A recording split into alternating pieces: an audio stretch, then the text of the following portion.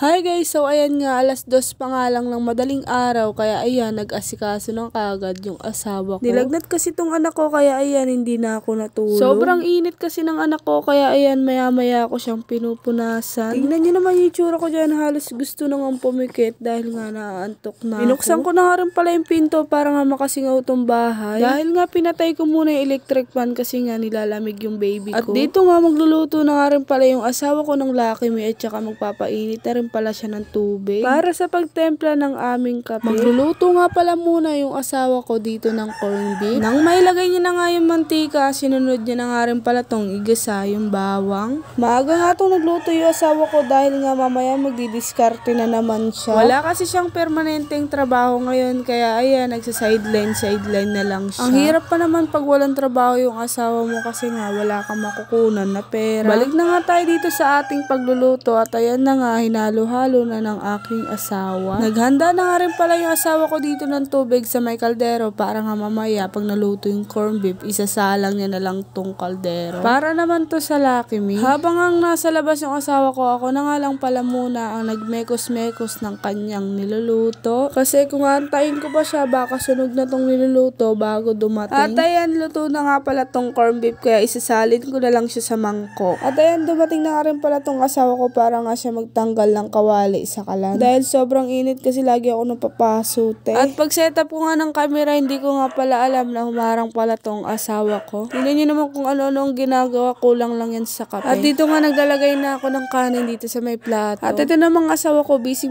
magbukas ng Lucky Me. Nang maluto na nga ng Lucky Me, ayan, sinali niya na nga sa 3 mangkok. At dito nga kakain na nga rin pala kami. Ulam pala namin ngayon, corned beef at saka Lucky Me. Madaling araw pa lang kasi, palakad-lakad na dito si Tito Bubo. Kaya ayan, tinawag ng asawa ko para nga kumain. Kaya yung 3 Lucky Me nasa mangkok, tag-iisa kami doon. Hindi ko na nga rin pala ginising yung anak ko dyan para kumain kasi nga ayaw rin kumain. Ni uminom nga ng tubig at saka gamot, ayaw. Pero kahapon wala siyang topak, tinungga niya yung gamot niya. Kaya binibebe-bebe ko muna siya para nga makainom siya ng gamot. At ayan, panoorin niya nga pala muna kami kumain. Kain tayo.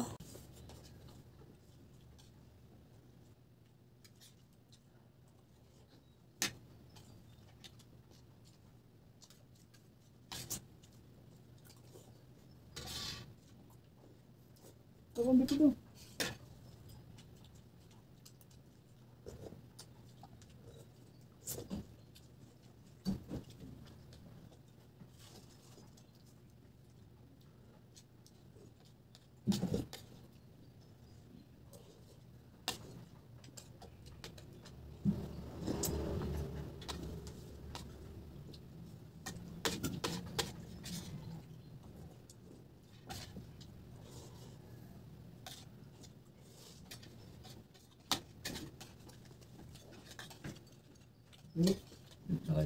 Kaya ka? Ha?